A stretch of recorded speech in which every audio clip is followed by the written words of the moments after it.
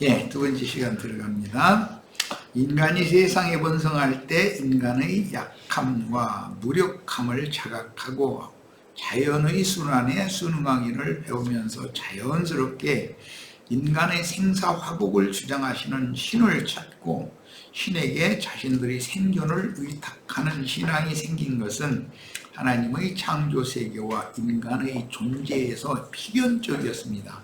그런데 인간이 아무리 발버둥 쳐도 해결할 수 없는 고생과 늙음과 죽음의 문제는 벗어날 길이 없었으니 폐호 때부터 대대로 큰 인물이 나타나 넓은 영토를 정복하고 다스리면서 육신적인 영화를 추구하고 누렸으나 인간의 근원적인 문제를 해결하지는 못했습니다. 즉 죄의 문제와 죄로 말미암아 저주가 들어왔고 그 저주의 결과는 죽음, 사망이 왔다. 이것을 해결할 수는 없었죠. 아담에게 내려진 이 범죄와 저주와 죽음, 이것은 세상 있는 사람도 이건 정복한 사람이 아무도 없었어요. 정치와 군사적인 힘으로 또는 경제의 힘으로 해결할 수 없는 근원적인 문제를 해결하려고 우주 만물을 창조하시고 경영하시는 신을 찾게 된 것이 곧 종교이며, 정신세계의 회복이 완전하고 영원하며 육신의 세계는 불완전하고 유한하다는 것을 자연스럽게 막연하게나마 다 깨닫는다. 그러니까 어떤 위대한, 자기 눈에 보이지 않지만 위대한 힘에 의존하고자 하는 것이 인간이다라는 것이죠. 짐승들은 사람이 만물의 영장이니까 사람을 의존하려고 그러죠. 그런데 사람은 자신의 조물주인 하나님을 의존하려고 하는 건, 이건 하나님의 창조의 질서다 이거예요. 고대에는 인간의 근원적인 문제에 대한 확실한 답을 얻지 못하였으며, 다만 먼 후일 때가 이르면 우주의 창조자요 경영자께서 인간 세상에 인간의 고생과 수고의 저주를 복으로 바꾸며 죽음의 세력을 이기고 영생으로 바꾸어줄 메시아가 보내심을 받을 것임을 고대하는 예언을 구약시대에는 선지자들이 계속 남겼죠. 그러므로 모든 선지자들은 우주의 이치를 분부하면서, 로마서에 보면 창조하신 만물을 통해서 하나님을 더듬어 찾도록 되어 있다는 거예요. 인간이라는 건 이게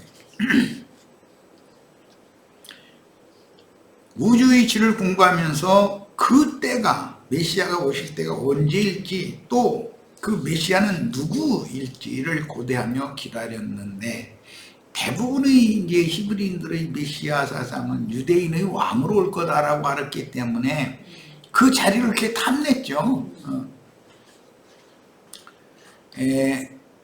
동방이라는 건 나홀성 사람들이죠. 욥과 그 친구들이 동방 사람들이잖아요. 자, 동방 박사들이 마태복음에 나오죠. 자, 동방의 천문지리와 우주의 경영을 공부하던 박사들에 의하여 예언된 메시아가 유대 땅의 베들레헴이라는 작은 마을에 태어났다는 것이 밝혀지게 되고, 그분이 바로 예수 그리스도였습니다. 예루살렘 사람들은 그걸 몰랐어요. 그런데 동방의 박사들인 목동들이 그걸 알았어요. 이 동방의 박사들이라는 사람들은 나홀성 사람들이죠. 아브라함의 처가, 이삭의 처가, 야곱의 처가 동네가 그 나홀성이잖아요. 예수께서 세상에 태어나기 전에도 많은 성현들이 나타났으며 정치, 군사적인 힘으로 이 세상을 개혁하여 이상적인 새세계를 이루어보려는 야망을 가진 큰 군왕들이 일어나서 피의 정복을 통해서 대제국을 세우고 통치하다 죽었지만, 여전히 궁극적인 새세계는 실현되지 않았고 오히려 백성들의 삶은 피폐하고 고달팠습니다. 당대에 큰 군주가 일어나면 백성들은 죽어나는 거죠. 그 뒷바라지를 다 해야 되니까. 예수님이 오기 전에 많은 영걸들과 영적 거인들이 나타났고 그들이 깨달은 것을 설파했지만, 본인도 늙어 죽는 것을 이기지 못하였으며 다만 그들이 가르칠 수 있는 건 인생은 무상하다라는 거. 인생은 참 허무하다. 젊은 청춘이라는 것이 뭐 유행가도 참 뭐 청춘은 흘러가고 강물처럼 흘러가고 그런 유행가 가사가 얼마나 많아요. 그 우리 자매님들 17, 8세에서 20한 2, 3세 때 다 야들야들하고 이뻤었죠. 이제 청년들이 다 한 번씩 쳐다보고 쫓아오고 뭐 말이라도 걸어보려고 그러는데 그때 한창 감 나갈 때였잖아요. 근데 지금은 뭐 청년들이 쫓아옵니까 지금?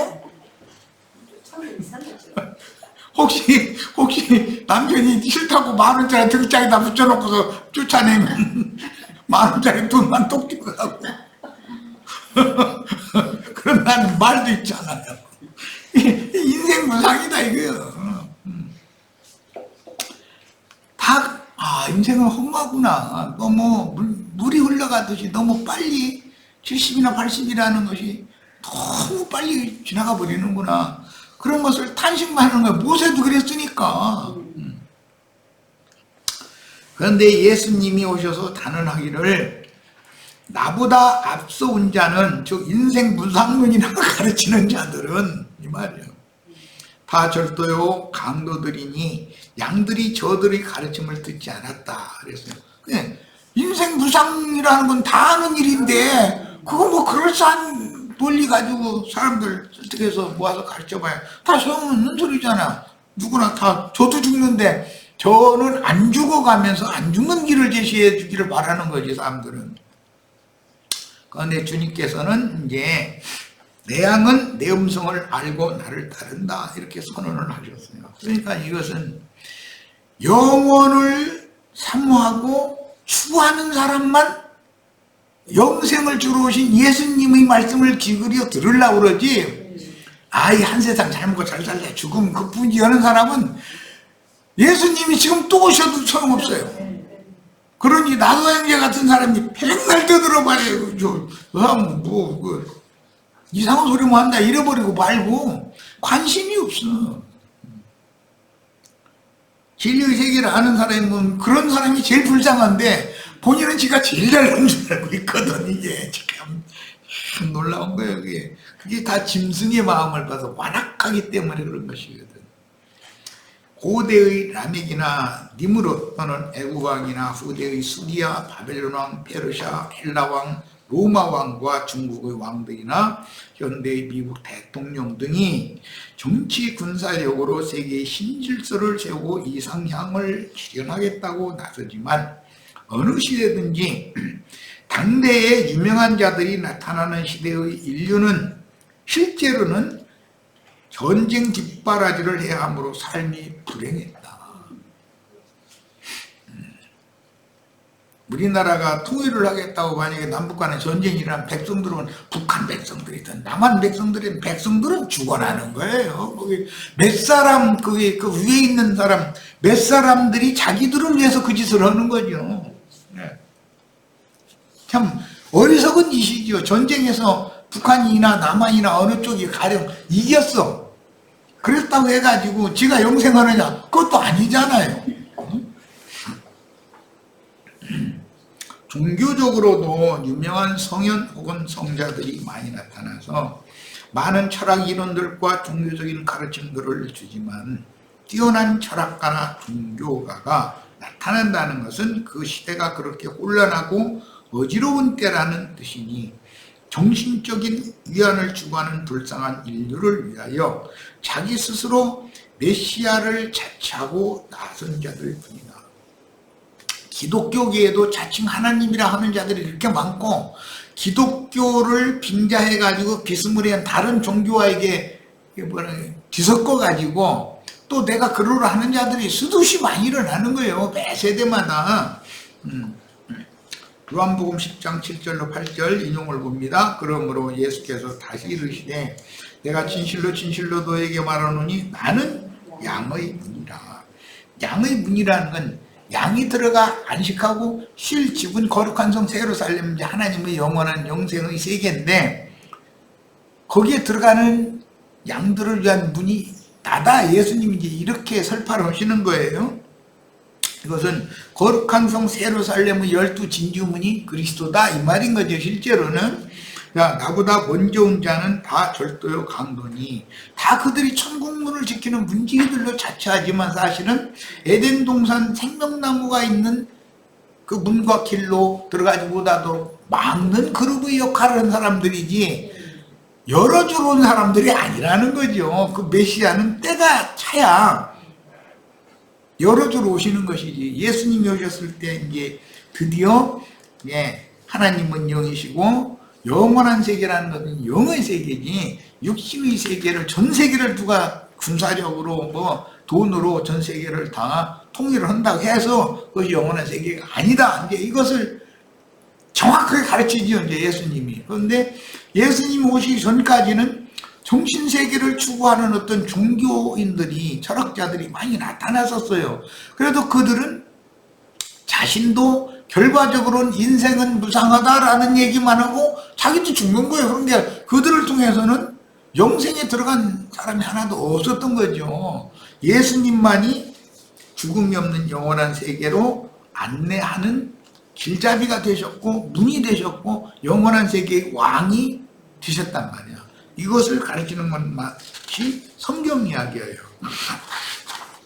자, 그래서 내가 바로 메시아라고 자처하고 나선 자들이 예수님 이전에도 많았으며 서양에는 뛰어난 철학자들이 있었고 히브리인들 중에는 모세와 그 제자 등을 자처하는 이들이 있었으며 바벨론 오르기 이후에도 정말 뛰어난 유대교 학자들이 있었어요.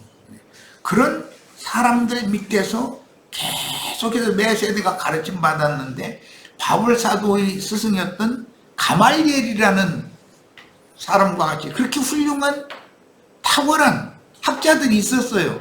그럼에도 그들이 예수님 자신을 믿지를 않았어. 예수께로 인도하는 역할을 못했어. 야, 예수님과 동시대에도 잠깐 살았어요. 이것은 비밀인 것이죠. 세상의 철학이나 세상의 뛰어난 탁월한 어떤 학문, 종교를 가지고는 천국으로 절대로 들어갈 수 없다는 걸 보여주는 그림이다. 예수님이 오시기 전에는 생명나무 길을 막고선 많은 이들, 곧 주님이 도적이요 강도라고 선언하신 자들이 하나님의 그룹천사로서 두각을 나타냈지만 아무도 그들을 통해서 영원한 이상향인 하나님의 낙원에 들어간 자가 없었습니다. 그런데 창세기 에덴 동산으로 다시 돌아가는 것만을 자꾸 가르쳤어. 왜냐하면 땅의 낙원을 자꾸 추구하니까. 그런데 예수님의 성령께서는 하늘에 있는 하나님의 낙원으로 내가 너희를 데려갈 거다. 이걸 가르치니까 유대교인들이 땅의 일만을 추구하던 사람들이니까 이해가 도무지 안 되는 거예요. 내가 땅의 일을 예를 들어서 하늘의 일을 지금 말하고 있는데 너희가 들을 기가 없으니까 못 듣는다. 내 아버지는 하늘에 계신 아버지고 너 애비는 땅에 있는 애비다. 땅에 있는 애비는 마귀다. 사실은 마귀를 하나님이라고 하면 안 된단 말이야. 막 이렇게까지 노골적으로 얘기를 하시니 그 사람들은 종교라는 힘을 빌려서 땅에서 육신이 죽지 않고 영생하고 잘 먹고 잘 살고 잘 이것만 생각을 하고 땅의 일을 초월하지를 못했는데, 벗어나지를 못했는데 예수님의 그 새로운 가르침을 받아들인다는 건 쉬운 일이 아니었다는 것이죠. 그래서 나는 하는 걸 생각하다가 야, 예수님 때 나를 태어나게 안 하신 것만도 너무 감사하다. 나중에 복음이 전파되어지고 빛이 점점점 하면서 밝아진 이때 와서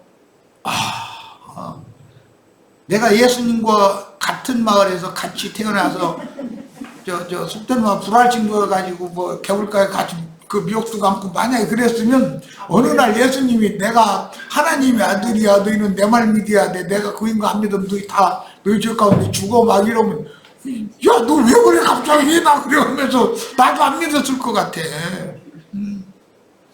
그러니 우리가 지금 모든 진리가 밝혀진 이때 태어나서 이런 말씀을 증거하는 말을 들을 수 있는 귀가 열렸다는 것이 얼마나 큰 축복이냐는 거예요.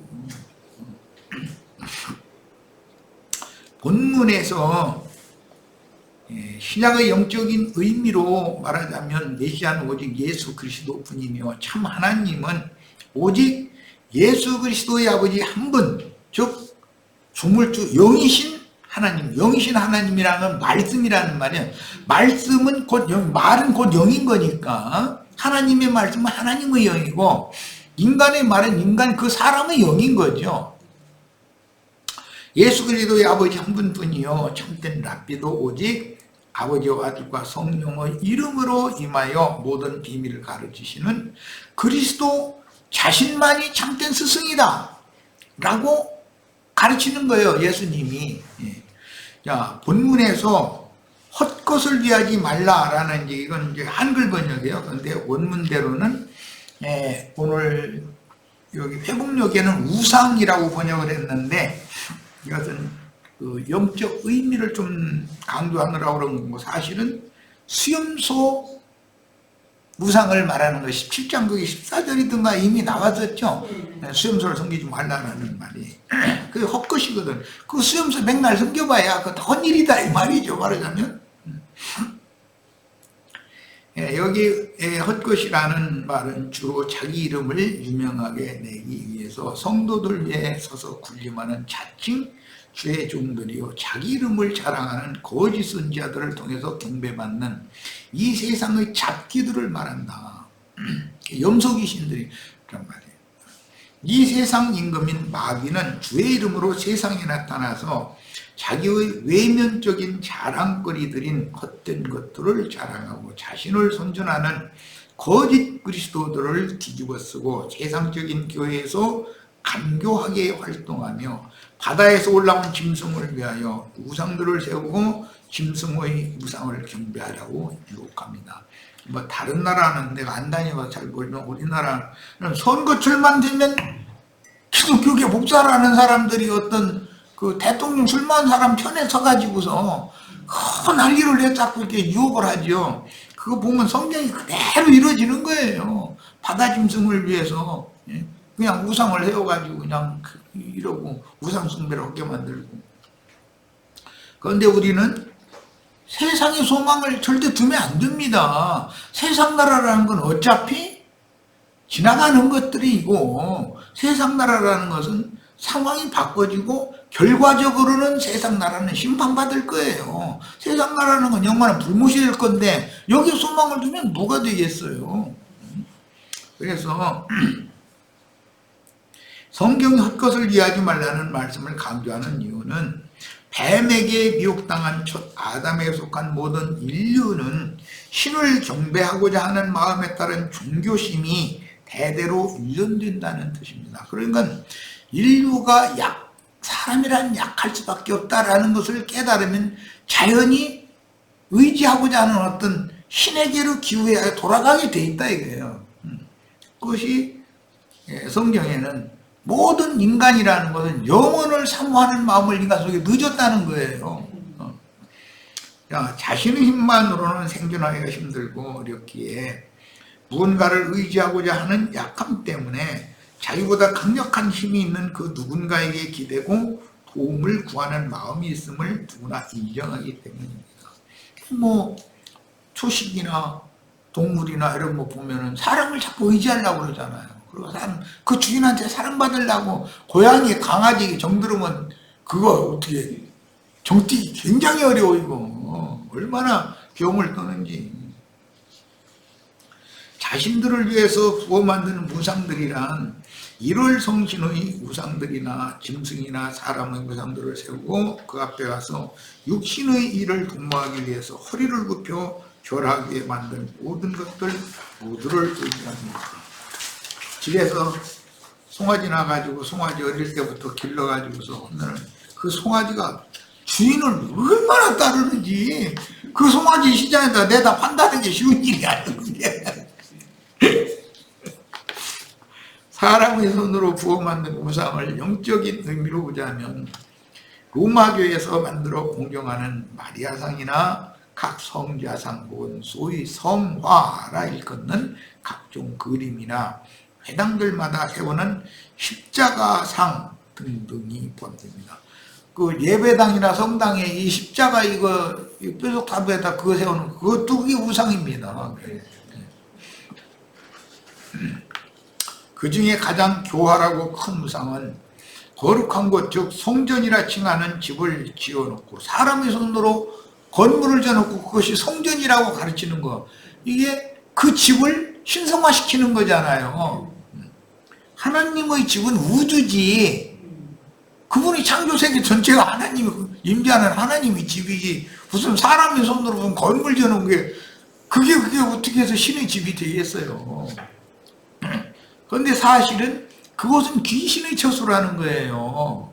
우주의 조물주의 거처가 아니고. 그래서 이제 레위기 19장 5절로 8절 사이로 넘어가도록 합니다. 네. 사람의 손으로 지은 집은 그게 벳아웬 귀신들의 집이에요. 거기에서 헛것인 순념소들을 섬기는 거예요. 또 금송아지를 섬기거나 염소를 섬기거나 금송아지를 어쨌든 소종류를 섬기는 거예요. 그게 왜 소라고 그러느냐, 하나님의 일꾼을 자처한다 이런 말이에요. 자, 19장 5절로 8절에는 화목제 희생을 드리는 예법과 음식이라는 건 마땅히 뭘 받는다. 음식을 어머니는 끼니 때가 되면 자식한테 당연히 밥을 주죠. 그럼 뭐 음식이라고 그래요. 하나님은 우리들에게 마땅히 영적인 음식을 당연히 때가 되면 주신다는 거예요. 그런 거 뭐 음식이라고 한자어죠.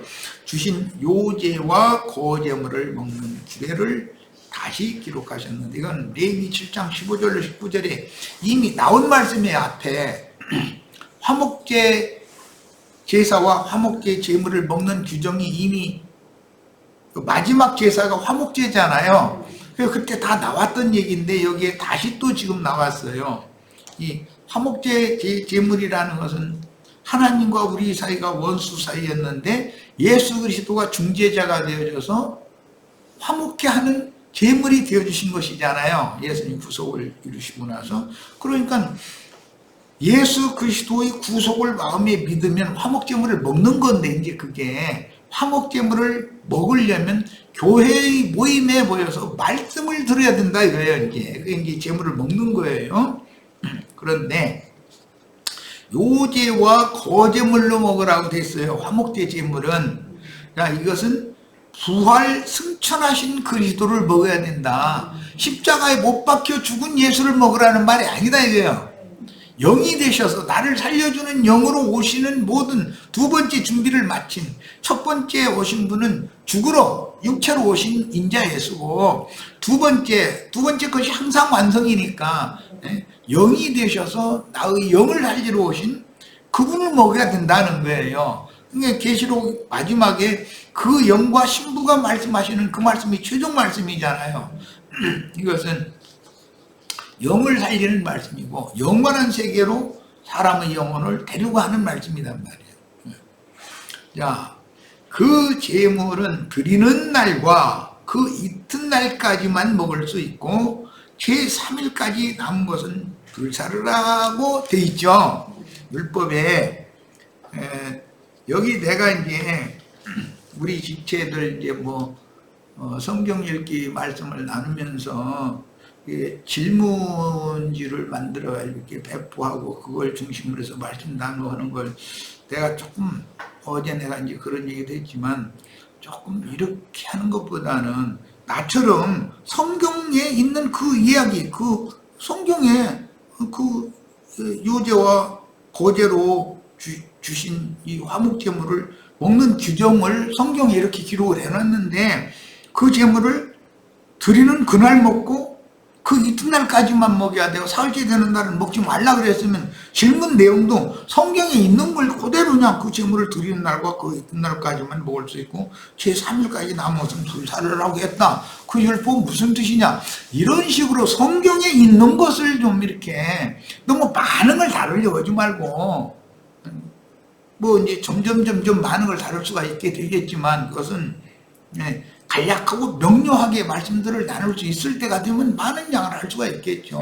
처음부터 욕심내면 안 되고 이런 식으로 좀 질문지도 이렇게 만들었으면 좋겠어요. 그래야 이 질문을 보는 지체들이 말씀으로 하나님께로 주목을 하고 하나님께로 이게 관심을 기울이게 만들어야지, 사람이 생각을 자꾸 거기다 해가지고 하면은 다른 쪽으로 좀 머리를 자꾸 쓰게 만들면 안 된다 이거예요. 우리는 그리스도께로 중매하는 매사가 그래요. 말씀을 가르치는 목적이 뭐예요? 영혼들을 하나님께로 인도하는 그런 직문을 우리가 맡은 것이지, 세상의 어떤 지식이나 뭐 지혜나 이런 걸 막 잔머리 굴리게 하고 그렇게 하면 사람이 곤란해지지 않냔 말이에요. 내가 어제 이제 그런 걸 지적을 했는데, 내가 이거 본으로 일부러 요즘에는 이게 질문을 이렇게 올려요. 자료에다가. 나는 성경을 그대로 있는 대로 인용하잖아요. 이런 것이 제일 좋다는 거예요. 그러면 말씀이신 하나님 성경을 추구하게 되지 않냐 이 말이에요. 자연스럽게. 난 그렇게 하기를 바라요. 자, 본문에서 오늘과 내일이라는 기간을 설정해 주신 것은 신약 교회의 기간에 대한 예언이죠. 왜냐하면 엿새 동안 일하고 일이 끝나면 하루를 또 쉬어서 이제 7일로 된 것은 하루를 천년같이 여기시는 하나님이기 때문에, 그러면 6천년이라고 하는 일하는 기간이 있고 마지막 그 천년이라는 기간은 안식년이다. 안식을 이제 실현하는 해다라는 것을 예시하는 것이잖아요. 그래서 성경에 이제 어떤 때는 하루를 1년으로 이렇게 계산하는 경우도 있지만 하루를 1000년으로 계산을 하는 경우도 있어요. 그러니까 이런 게 모든 면을 잘 성경을 적용을 잘 해야 되겠죠. 자, 그런데 본문에서 오늘과 내일이라는 기간을 설정해 주신 것은 나흘의 기간이 지났죠. 마르다와 마리아의 오라비가 누구죠? 나사로죠. 나사로가 죽은 지 며칠이 됐을 때 예수님이 살렸어요? 나흘 됐죠, 나흘. 자, 근데 구약의 4000년이라는 기간은 다 죽은 자들의 세계다 이거예요. 그래서 주님이 죽은 자들이 하나님의 아들의 음성을 들을 때가 오나니 곧 있더라. 아브라함이 믿은 하나님은 죽은 자를 살리는 하나님이, 그게 죽은 자를 살리러 오신 예수가 죽은 자들을 지금 살리느라고 한 얘기잖아요. 4000년이 지나기 전에는 살리는 주님이 오시지 않는다는 거예요. 때가 딱 차야 오시는 거지. 야, 이런 것을 성경을 읽을 때는 예수가 아무 때나 오는 게 아니구나. 하늘이 정해준 때와 기한이라는 게 있다. 그러니까 그 4000년 동안은 율법과 선지자의 때였고 다 죽은 자들이 했었어. 그 죽은 자들을 살리러 예수님이 오신 거예요. 그런데 예수님은 육체를 살리는 것이 아니라 영을 살리러 오셨다라는 거예요. 자, 그리고 나서 부활로 말미암아 구약 시대에 선지자들의 노선에서 신앙생활을 잘 하던 사람들이 주님의 부활과 함께 죽은 자 가운데 살아날 때 함께 살아났잖아요. 자, 그 살려주는 영이 신약의 믿는 이들에게 다시 오는 기간이 오늘과 내일이라고 이틀로 딱 정해놨단 말이에요. 그러면 하나님이 일하시는 기간이 이틀이겠죠. 자, 그러면 엿새 동안 일을 하고 흔히 말하는 오는 천년 왕국이라고 하는 데는 안식이 이루어지는 때다. 온 이스라엘이 다 구원에 들어가는 때다. 이런 말인지. 자, 이런 기간을 설정해 주신 것은 시내산에 모인 백성들이 성결케 함으로 강림하실 여호와를 만날 준비를 하는 기간으로 이미 이게 출애굽기에 예시가 됐어요. 자, 이제 오늘 이제 이따 그걸 읽을 거예요. 레위기 이번에는 이제 7장 16절, 이건 저 수법에도 7장 이건 화목제에 대한 말씀 중에 나오는 말이기 때문에 화목제를 먹을 날은 그날과 그 이튿날까지만 먹고, 이미 레위기 7장 화목제 제사에 이 율법이 나왔죠. 사흘 되는 날은 절대 먹으면 안 되고 다 불살라버려라 이랬잖아요.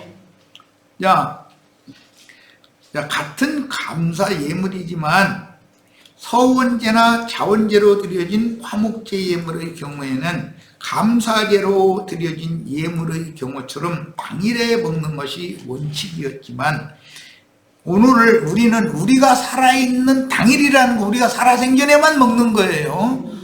죽은 다음에 먹을 수 없어요. 이 생에 살아있을 때는 하나님이 전도자들을 보내셔요.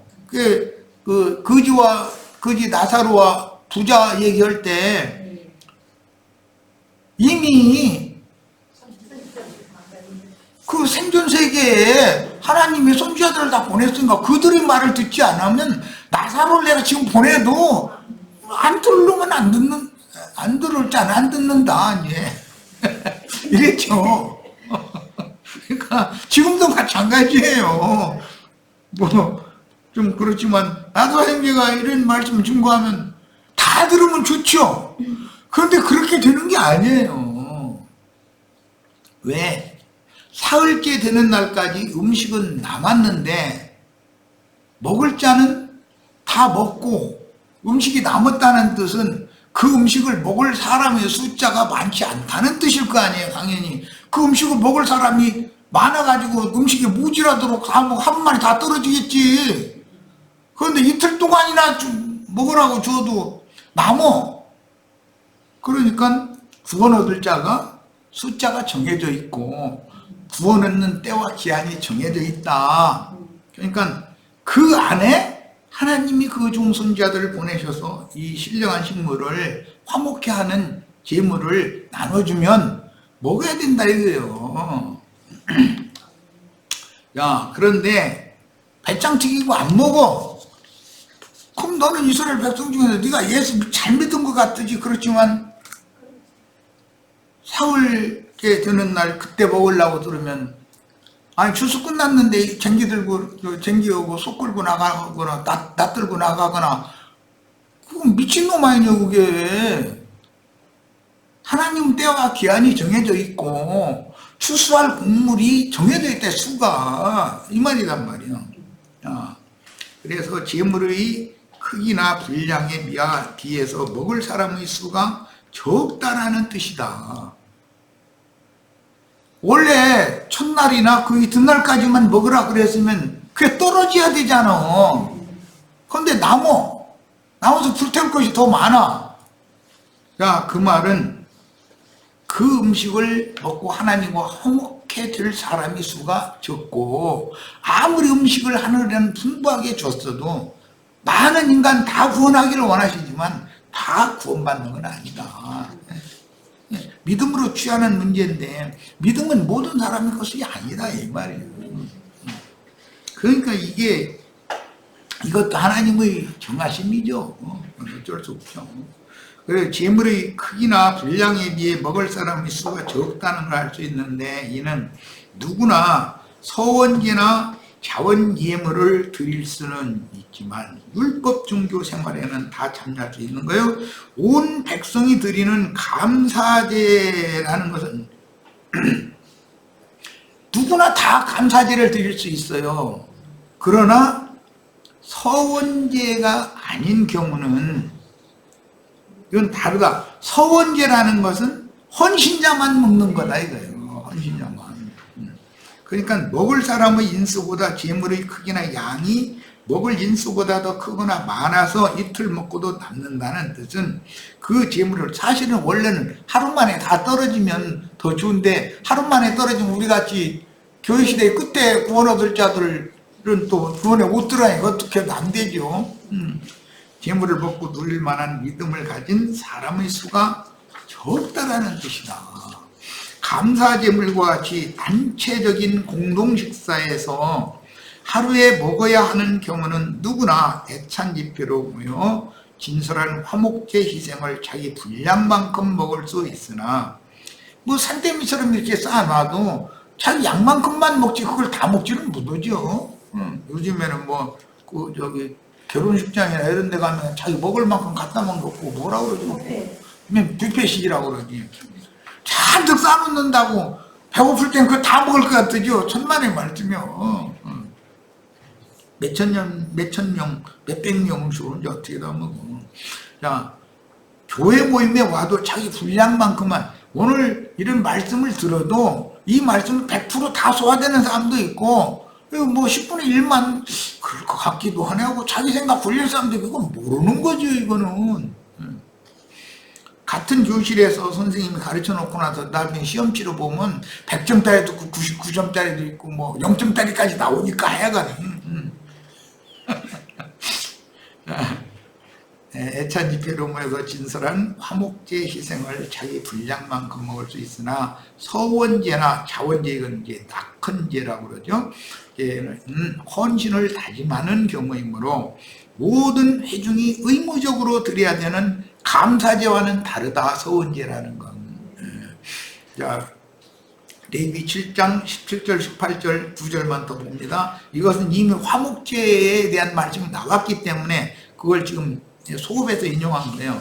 그 제물의 고기가 셋째 날까지 남았으면 불사르라 그랬고, 18절에 만일 그 화목제물의 고기를 셋째 날에 조금이라도 먹으면 그 제사는 기쁘게 받아들여지지 않을 것이다 그랬어요. 자, 하나님이 허락하신 구원이라는 건 때와 기한이 정해져 있기 때문에 예수님이 오늘과 내일은 병을 고치고 귀신을 쫓아내고 하다가 제 사흘에는 완전케 된다 이제 그랬는데, 그러면 병 고치고 귀신 쫓아내주고 할 때 거기에 그때 참여를 해야지. 예수님이 완전케 된 것은 이제 그 구원의 기간이 지났다라는 말인데, 이제 그럼 그때서 낯들고 주수하러 간다고 하면은 얼음판에 가서 뭘 주수를 할 거예요? 그 말이 안 맞는 말이죠. 하나님의 경영을 사람이 어거지 써서 되는 게 아니고 뭐든지 법규가 있다, 규칙이 있다 이게요. 하나님의 윤례와 법도라는 것이 있어서 규정대로 해야 된다 이게요. 운동장에서 다름질 하는 것도 규칙대로 해야지.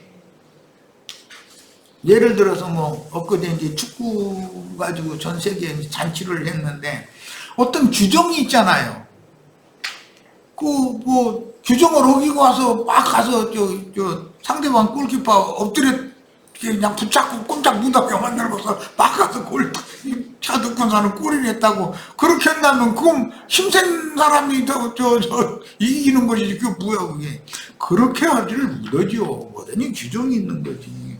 그러니까 이미 18장에서 애굽의 풍습이나 가나안 땅의 율례나 규례를 지키려고 하지 말고 나의 율례와 나의 규칙을 지켜라, 규례를 지켜라. 이미 이게 말씀이 돼 있었던 거예요. 자, 이처럼 공동 식사로 사용되는 화목제물의 경우 어떠한 경우에도 제3일을 넘길 수는 없었다. 그러니까 때와 기한이 정해져 있다. 화목제물을 먹는다는 것이 값없이 은혜로 하나님과 원수된 자들이 그 화목제물을 먹음으로 하나님과 지금 화목하게 되는 거잖아요. 그것이 아무 때나 되는 게 아니라 때와 기한이 정해져 있고, 그 음식이 남는다는 건 먹을 사람의 수가 정해져 있다는 거예요. 오히려 음식보다도 구원 얻을 자가 수가 적다라는 뜻이겠죠. 음식이 남으니까. 그 말이에요. 자, 이제 이런 말씀, 오늘과 내일과 모레 이제 이 말씀은 출애굽께서 지금 인용하셨는데 여기까지 읽고 마치겠습니다. 출애굽 19장 10절로 11절입니다. 여호와께서 모세에게 이르시되 너는 백성에게로 가서 오늘과 내일 그들을 성결하게 하며 그들에게 옷을 빨게 하고 준비하게 하여 셋째 날을 기다리게 하라. 이 말씀은 창세기에서 야곱이 베델로 올라가라는 명령을 듣고 자기 가족에게 한 말에서 이게 인용한 말이라고 할 수 있죠. 네. 그 다음에 성결하게 하며 그들에게 옷을 빨게 하고 준비하게 하여 셋째 날을 기다리게 하라. 이는 셋째 날에 나 여호와가 온 백성의 목전에서 시내산에 강림하실 것이니라. 이 셋째 날은 예수님은 내가 온전케 되는 날이다 이렇게 적용을 하셨죠. 오늘과 내일은 귀신을 쫓아내고 병을 고치는 일을 하다가 사흘 되던 날 셋째 날은 내가 완전케 되는 날이다 그랬어요. 그런데 구약 성경에서는 하나님과 하나님의 백성들이 실제로 만나는 날이다 이거예요. 자, 그러니까 이틀 동안 이것을 준비를 하고 사흘 되는 날은 만나야지 언제.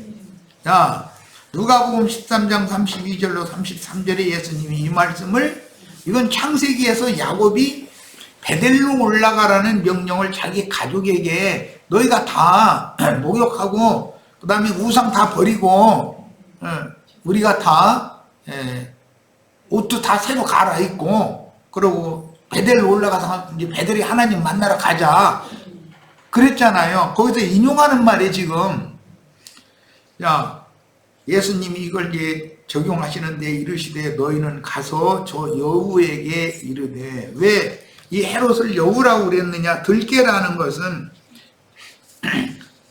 의도적으로 주님이 이제 인용을 하시는 건데, 이것은 헤롯이 지가 유대인의 왕인 채를 자꾸 하는데 그것은 여우짓한다고 그러죠, 흔히들. 여우꼬리로 목도리 하고 막 이러고 다니는 것도 보고.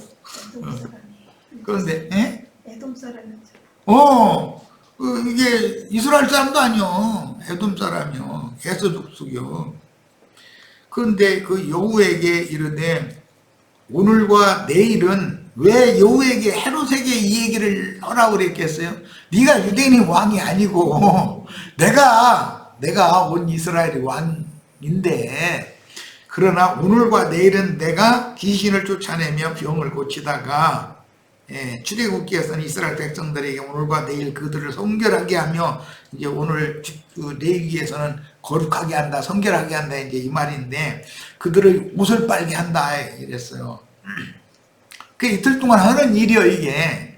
하고 셋째 날은 하나님과 만나는 날이요 이제. 자, 하나님과 만나는 날은 예수님이 완전케 되는 날이죠. 오늘과 내일은 예수님이 일하는 날이니까 우리가 그 주님이 주신 화목제물을 먹여야 되는 기간인 거고, 제3일째 되는 날은 우리가 거룩한 성에 들어가서 신랑을 만나서 잔치해야 될 거 아니요. 야, 오늘과 내일은 내가 귀신을 쫓아내며 병을 고치다가 제3일에는 완전해지리라 하라. 그러나 오늘과 내일과 모레는, 이게 사흘길이죠. 내가 갈 길을 가야 하리니 선지자가 예루살렘 밖에서는 죽는 법이 없느니라. 이 말은 선지자이신 예수님이 예루살렘에 올라가는 것은 죽으러 간다, 지금 이 말이죠. 자, 땅의 에덴 동산으로 들어가면 죽으러 가는 거죠. 거기는 하나님의 종선자가 박해받고 죽으러 가는 장소예요. 거기는 하나님의 종선자는 죽이는 장소, 죽이는 곳이고, 거기는 뱀의 사탄의 사자들이 판치는 왕노릇하는, 거기 독사의 소굴이다 이거예요. 이것이 예루살렘에 섰다 이거예요. 창세기 에덴 동산이라는 것은 예루살렘으로 이루어지는 것이죠. 예루살렘은 하나님의 선지자를 박해하고 죽이는 마귀의 왕국 도성이지, 마귀의 도성이지 하나님의 도성이 아니다 이거예요. 거기에는 여우가 왕궁에 앉아 있고 그 공중나는 그 부정한 새들이 둥지 들고 있는 곳이잖아요. 자, 이런 말씀이 예수님을 통해서 이렇게 선포되고 증거가 되었는데, 이것은 이미 주님이 이 말씀을 누가복음 13장에서 이 말씀을 인용하실 때는 구약 성경 창세기에서부터 출애굽기 쭉 이어져 나오는 말씀을 예수님이 영적으로 적용해서 지금 하신 말씀이다 이거예요. 그럼 우리는 이런 성경을 읽을 때, 레위기 19장을 읽을 때는 당연히 이걸 생각을 해야 되는 거예요. 왜 화목제물을 먹는데 당일과 그 이날까지만 먹고 4일째 되는 날은 절대로 먹지 말아라. 그거 먹으면은 그 화목제 제물 자체가 가증하게 된다는 거예요. 화목제 제물이라는 건 예수님을 말하는 건데, 예수님이 가증하게 됐어야 그게 말도 안 되는 것이죠. 이런 성경이 말하는 의도를 잘 깨달으셔야 돼. 항상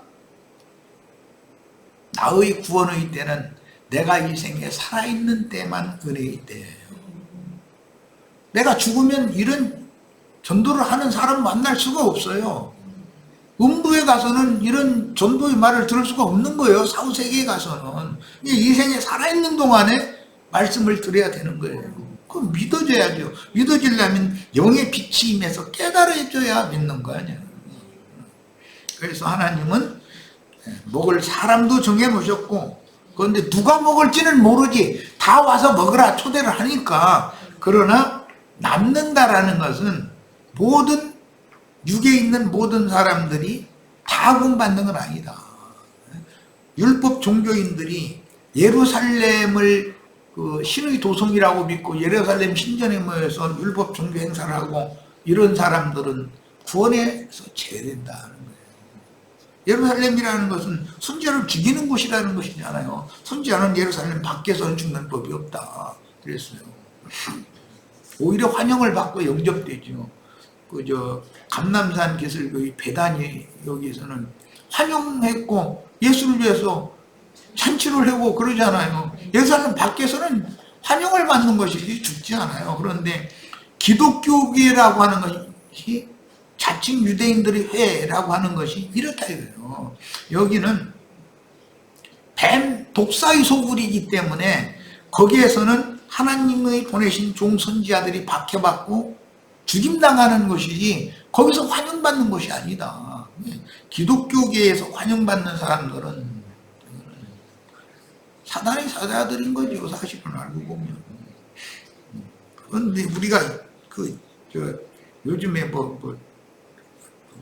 전화문이 지가 성령의 본체라고 해가면서 막 한다고 그래서 그만. 그런데 또 사람들이 박수치고 일어나서 아우성이고 막 난리가 아니더만. 얘기 하나 안 하는 소리. 그런 배경이 그러니까 그런 작자들이 나타나는 거예요. 바탕이 그런 바탕이니까 거기다 깔빵 깔아놓으니까 거기서 춤추고 좋다고 지금 저 난리 나는 거 아니에요.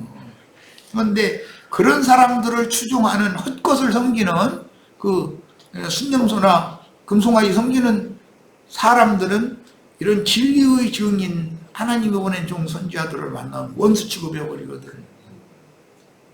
그들의 증거를 통해서는 하나님과 화목될 수가 있는 건데 이게 얼마나 놀라운 일이야.